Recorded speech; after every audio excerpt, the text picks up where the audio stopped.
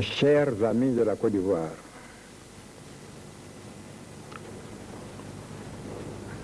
c'est avec beaucoup de peine, croyez-moi, que je vous annonce que les mesures d'assainissement financier et économique que vient de communiquer à la nation au nom du gouvernement, Monsieur le ministre des Finances Komwe, seront intégralement appliqués. Comme ça a été avec le même pincement de cœur qu'il y a quelques semaines, j'ai déclaré aux producteurs dont le travail nous nourrit tous, que nous sommes amenés à réduire de moitié le prix de leur production clé, café et cacao, ce qui leur coûte une baisse brutale, donc une perte brutale de 200 milliards CFA. Tout le peuple ivoirien est sensibilisé par la diminution du salaire des fonctionnaires, de la solde des travailleurs privés. Si nous ne prenons pas ces décisions, nous souffrirons beaucoup. Nous en souffrirons beaucoup. Qu'est-ce à dire? Dans 4 ou 5 mois, nous ne faisons pas de chantage. Nous ne serons même plus à même de payer régulièrement la solde des fonctionnaires. Nous verrons les entreprises auxquelles nous n'aurons pas payé ce que nous devons, ou tout au moins une partie de ce que nous devons, ralentir leurs activités, d'où de compression de personnel accroissant, le chômage déjà assez lourd.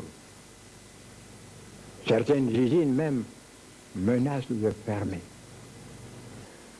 700 milliards par an de pertes depuis 4 ans. Nos caisses sont vides. En avril 1990, notre pays est secoué par une grave crise économique et le président Félix Houphouët-Boigny m'appelle à ses côtés. On a tressé des couronnes à la gloire de notre économie qui, pour avoir fait ses preuves, n'en présente pas moins aujourd'hui un front lézardé, fissuré. Le temps des clichés est révolu. À l'origine de cette désillusion, la mévente de nos matières premières, mais aussi, et il est bon de le souligner, des maux structurels graves dont nous sommes responsables et que l'euphorie de la période des vaches grasses ne nous a pas permis des mots qui n'ont gabegie, laxisme, laisser aller, mauvaise gestion. Résultat, le réveil est douloureux, la réalité amère et cruelle.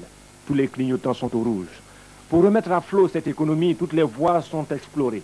Pour éviter la banqueroute, des mesures des plus drastiques ont été envisagées, parmi lesquelles le prélèvement sur les salaires. Potion amère que les Ivoiriens appréhendaient avec inquiétude. Et puis voilà, comme une éclaircie dans un ciel chargé, le chef de l'État a annoncé la création d'un comité interministériel de coordination du programme de stabilisation et de relance économique. À la tête de la nouvelle équipe, on serait tenté de dire médicale, chargée de diagnostiquer le mal et de proposer des remèdes, le docteur Alassane Ouattara, gouverneur de la BCEAO, rompu aux arcanes de la haute finance internationale. Je fais venir auprès de moi un jeune compatriote, parce que beaucoup d'entre vous ne le connaissent pas. On parle déjà d'un étranger, Alassane Ouattara.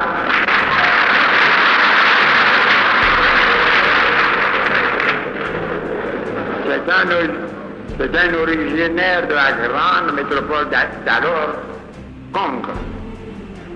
Vous savez, la guerre de Samori n'a pas épargné cette grande cité, dont les chefs précisément étaient les Ouattara. Sa mère est de Guinée. Il a des frères députés, on ne les aide pas d'étrangers. L'un de ses cousins a travaillé pendant 8 ans avec moi à la CEDEAO. À Lagos, on n'a pas taxé l'étranger. Ce sont les gens de l'opposition qui inventent tout cela.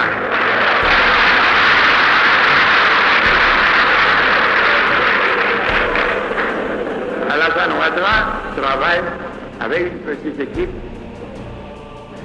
pour essayer de trouver les moyens, puisque nous avons définitivement tourné la page sur ce passé de malentendus entre la population et nous, le peuple et nous, de trouver des moyens qui permettent à la Côte d'Ivoire de poursuivre le développement harmonieux de son économie. Nous le connaissons tous. Vous avez parlé des hommes capables. Eh bien, nous le connaissons pour sa grande compétence, pour son sérieux, pour son honnêteté, pour ses connaissances profondes des milieux financiers et bancaires, pour ses amitiés extérieures, surtout pour ses relations excellentes entre les deux grandes institutions internationales financières, la Banque mondiale et le Fonds monétaire.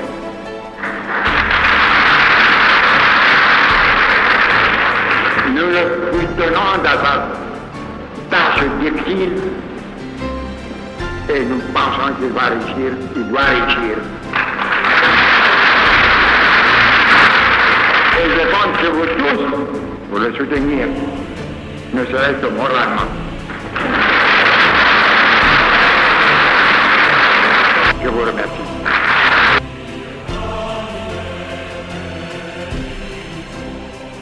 Je suis Alassane Dramane Ouattara.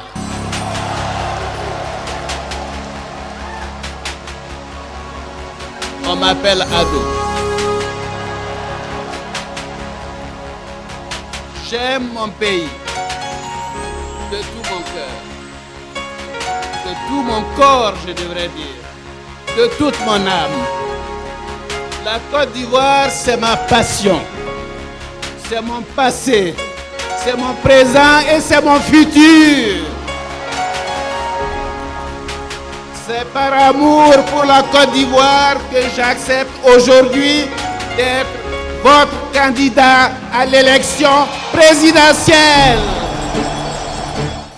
Vous avez entendu Alassane. Il a accompli, malgré les difficultés énormes, un excellent travail. Je lui fais confiance, vous lui ferez confiance.